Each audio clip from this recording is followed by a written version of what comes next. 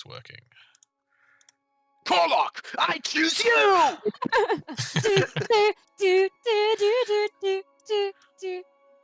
Hello, welcome to the first campaign diary of 2025, episode 22 of the Abomination Vaults. Before we get into it, I just wanted to give a huge thank you for all the support that you guys have given me over the last year.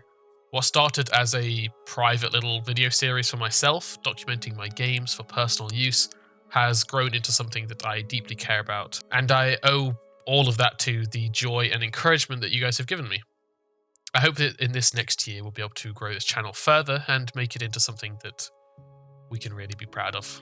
In the comments, let me know what your favourite moment or piece of advice was from a campaign diary in the last year.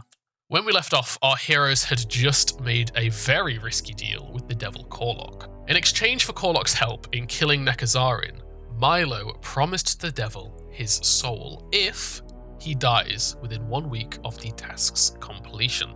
There are various caveats in the contract that should prevent Corlock betraying the party, but let's see how that goes. The party and Corlock had already torn through the ghouls guarding the Temple of the Kanker and now stood at the entrance to the temple, facing down the ghoul priestess. And so, Corlock and Nekazarin clashed.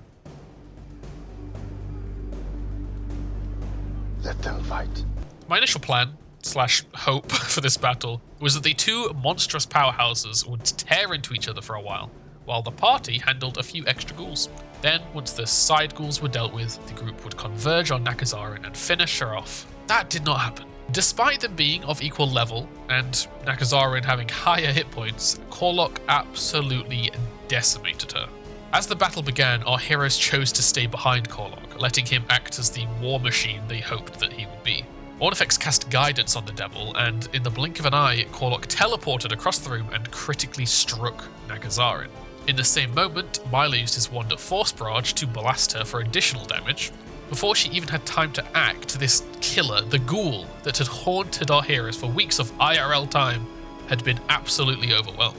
When she did get a turn, she tried to keep herself in the fight by consuming Masterpiece. This only gave her 8 hit points of healing though, so she attempted to blast Corlock with her strongest spell, Chilling Darkness. In a terrible twist of fate that seemed to seal her destiny, she rolled a 2 on the dice and the attack missed. Our heroes moved cautiously into the room and peppered her with spells and attacks of their own. 2 Kanker cultists rushed into the space behind them, splitting the group's attention. Ornifex, Sesto and Tiny turned their attention to the new arrivals, while the others focused on the bigger threat. Wanting to land the killing blow on the ghoul that had sparked his hatred, Milo rushed towards Nekazarin. His sword hit, but the damage was not good enough and she lived on. And then, on Corlock's turn, something unexpected happened. Corlock flicked his glaive out and Nekazarin's head flew from her body. However, before the swing finished its arc, before the ghoul's body had even hit the ground, Corlock shifted his weight and redirected the swing straight for Milo. The blade tore through his armor and flesh, opening up his chest and caused massive bleeding, worsened by the infernal wound. That's gotta be enough. Come on. Corlock swings his glaive in another arc towards her neck, and the blade passes straight through with almost no resistance, sending her head flying across the room. And then you see his stance shift as he drags his hands down to the end of the glaive and he keeps it swinging towards Milo's throat. Oh! And Milo, you feel this glaive sink into the front of your chest as you try your best to block it. Infernal wounds cause 1d6 bleeding damage, and that can only be stopped on a DC 20 flat check instead of the usual DC 15. Corlock spun the blade into an upwards arcing strike, but this time Milo managed to block the attack in a moment of sheer instinct and panic to survive. Rightfully so, Milo was confused and frightened. Should have read it properly. Specifies I can't kill you with my hands. I did not! You see a Rivian appear in the corner, holding the contract. Unfortunately, we did specify that it becomes void if he kills you by his hand or the hand of anyone he's maneuvered to kill you. Yeah. What's wielding a weapon? Hands, bro! And technically not. If you die What do you by mean the weapon... technically not? Okay, fine, sure. If he's fighting me with using his feet to wield his weapon, He's not, though. Oh, sorry, man. Technicalities, don't get so angry about it. Technicalities? That's bullshit, and you know it! Personally, I do hope you survive this. I'm kind of relying on you guys. Then he flitters out again. The ghouls, as of yet unaware of their leader's death, skirmished with Sesto in the southern room. Meanwhile, the battle in the Temple of the Canker had suddenly become extremely dangerous. I had not been expecting Korlok to so entirely defeat Nekazarin. I had expected and hoped that when Korlok began to exploit his loophole, he'd at least have been wounded a bit. But instead, he was entirely healthy, had all his resources, and essentially, the heroes had replaced one difficult fight with an even harder one. What made things potentially worse is that this one had a very clear target in Milo. No spreading the damage around to lift the pressure off this time. Korlok was gunning for Milo, and nothing was going to stop him. The group were in a panic. They discussed running, but quickly realized Korlok can teleport and has an active desire to see Milo dead. And he has an entire week to kill him. There was literally no way to keep Milo away from Korlok for 7 whole days. They had to fight. May leapt to Milo's defense and tripped Korlok before a critical unarmed strike left him slowed 1. A good start, but not enough to stop our players from spiraling into panic. Is this something that your players do too? When my group face what they envision as overwhelming odds, they don't even try to kill the creature. It happened the first time they faced the Blood Siphon, it happened in previous campaigns, it nearly happened with the River Drake. Once they start to think an enemy is too strong for them, they stop even trying to do damage and purely think of how to escape the situation. In most cases, they could absolutely defeat an enemy if they all just committed to attacking it, but they give up before they even try. I think it's down to how attached to their characters they are. The risk of death isn't worth losing their character over. Ornifex called on her blessing from Yog-Sothoth and cast Phantom Pain. He succeeded his saving throw though, so no persistent mental damage came through. From here on, all hell broke out. Sesto and Tiny tried to hold off the remaining ghouls as best they could, but alone, they took a beating and had to join the others in the temple. Korlok relentlessly attacked Milo, bringing him closer and closer to death, while May and Ornifex did anything they could to keep him alive. In a true MVP moment, Ornifex cast Sanctuary on Milo. This spell alone undeniably saved Milo's life. There were several rounds where Korlok could not make attacks against Milo at all due to the spell. This unfortunately meant he did take the time to punish her for the spell, leaving her affected by her own set of infernal wounds. The 1d6 bleed damage that could only be removed on his DC 20 was becoming a ticking time bomb for both Ornifex and Milo. Despite sinking actions into trying to recover, the odds were just so far against them. Eventually, they remembered that you can attempt to lower a DC by providing useful help to a creature, so Sesto attempted to help Ornifex. Due to the severity and tense situation, I had him make a medicine check to achieve this. A success did reduce the DC to a 15. Still difficult, but much more achievable. As the battle raged on, May became desperate and tried to parley with Korlok. Like, when I realized that I'm not damaging him, I'd be like, wait. Would you be interested in renegotiating our deal? Why would I do that? Well, there might be something you want more. Perhaps a soul of something lower down that's worth more than just a human boy. Make it diplomacy. Nah, I'd rather get what I want and go home. I wasn't lying about that. So if you kill me, you'll leave. Yeah, I'll leave. I'm required to leave, I'm pretty sure. Pretty sure or really sure? Because I was pretty sure you were not allowed to kill me after, you know. I'm a bit more experienced at this than you are. Yeah, that's what you would say, isn't it?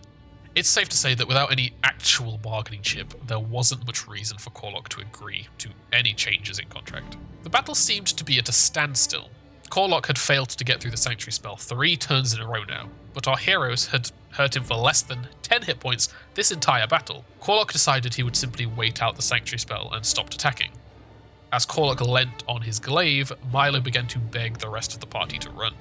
I will look over to the others. What should we do? I don't want to leave Milo just here. I'm dead! Go! We're not losing 2 people in this room. That's ridiculous. Do we... I hate to say it, but do we offer someone up in town as a replacement for his soul? No way! I mean, there's no love lost between us and them. They didn't give a shit about Rock when he died. I'm not sacrificing someone else. Besides, Korlok's just gonna... Go home. He said he was gonna go home. Yeah, when I'm dead. No, when he's had a soul and he's full. I mean, surely there's like the town drunk. Wow. So he's got he's got an addiction problem and you call him a dick? That's rude. It's also not a more valuable soul if it's a town drunk. Let me offer you this dying cat instead of your I thought he was just Great Dane. hungry. Yeah, but like the better the soul, the more nutritious it is. Yeah, I'm like a Michelin star restaurant and you offered him a Big Mac. Yeah. Well, someone thinks highly of himself. I don't know what to do. I don't want to leave Milo, but I also would rather not have a critical party KO. But imagine how sad it would be if both first Rock dies, then Milo dies, Milo's father died. What is with the poor mother? Like Right. no one in town will even like turn their butts in our direction anymore. I mean, you don't already. So we should sacrifice one of them. Everything is so wrong. Who's the guy that's the blacksmith that's like, That's oh, Carmen. family heirloom? Carmen Rajani, the top one. And he was like a fighter, right? You Yeah. think this guy can take him on alone? No, I think this guy could be a delicious snack.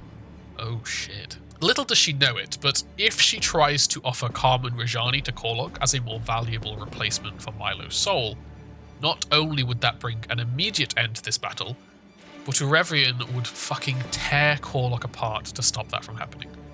Making that offer is essentially a secret win condition to this otherwise unwinnable scenario. For now, though, the battle raged on as Milo and Ornifex were entirely against trading lives. To be fair, do you think Rin would even talk to us a single word if she finds this out? She literally told me that we should never make a deal with the devil if a soul is on the stake. And I told you to everyone too, and Milo was still like, meh, meh, meh. Yeah, which is why he fucking let me die. I'm telling you, the way to go forward from here. The thing is, though, I don't think that Onyfex could ever live with that. Like, I'm pretty sure it's like... Live with the whole- consequences of people's actions. Yeah, because, you know, she should not have let you in the first place. But it was also the knowing that you're too determined now to say no. Eventually, Sesto asked the most important question of the night, and it was nearly missed. My solution is we offer this guy Carmen. Can we disarm him? I'm not gonna allow that. Milo would slit his own throat before that happens. Listen to what Sam is saying. Yeah, I was gonna say, is Yeah. disarm even a thing? Disarming is a thing. It is a thing. When I created this contract, I specifically worded it in a way where Korlok had to kill Milo with a weapon to bypass the limitations placed on him. Remove that weapon from his hands, and this fight becomes a lot easier. Suddenly, a plan formed. Sesto and Ornifex would handle the remaining ghouls. Milo would ready an action to grab Korlok's weapon if he was disarmed, and May would try to do the disarming. They enacted this plan. May got a success, loosening Korlok's grip, but not causing him to drop it entirely. The battle continued, and Korlok gave up an action to re-grip the weapon. May's turn came round again, and again she tried to disarm Korlok. Oh shit. I was actually gonna say like, oh, actually, really rolling for it is the 1 in 20 chance. Holy shit! May... No, so he's leaning, isn't he? He's like put it on the ground and he's like got his Yeah. elbow on it. I'm gonna like get low to the ground. I'm gonna kick it from underneath so he like leans and now it's on the floor.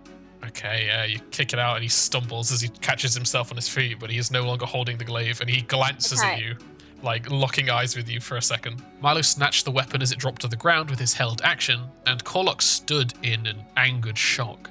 Then they did something that I'd been desperately hoping they would do. They called Urevian to make a deal. Our naive heroes were hoping Korlok's glaive would be valuable enough for him to want, and that he could take it away, leaving Korlok with no way to attack Milo. This was a rather short-sighted plan, however, Urevian had been waiting for this moment. It's often very difficult for a GM to outsmart their players. It's your one brain against the combined force of 4 or 5 others, after all, and 9 times out of 10, you aren't winning that mental battle. The best approach is to be highly adaptable and shift the story to feel like you knew what they were going to do. This is one of the few times in my life where I have successfully outsmarted and outmaneuvered my players. Urevian, who already had a contract with Milo, one that needed Milo to be alive to be enforceable, brokered a contract with another devil that is based around Milo's death. Why on earth would he do that? Isn't that just ruining his own contract? And why would he help that second devil create a loophole that almost confirms Milo's death? That's because Urevian planned this from the start. His current contract has all kinds of annoying limiters on it. But what if the signee of said contract was desperate? What if he organized a second contract that would make Milo and his pesky friends bend their morals for the chance to survive?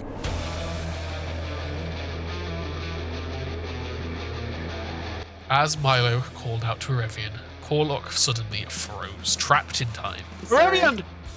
Is this something you'd like? Is this a thing that's good? Deal-worthy, perhaps? You hear a quiet chuckling from the corner. This is going remarkably well. Very entertaining. What's your offer? Go.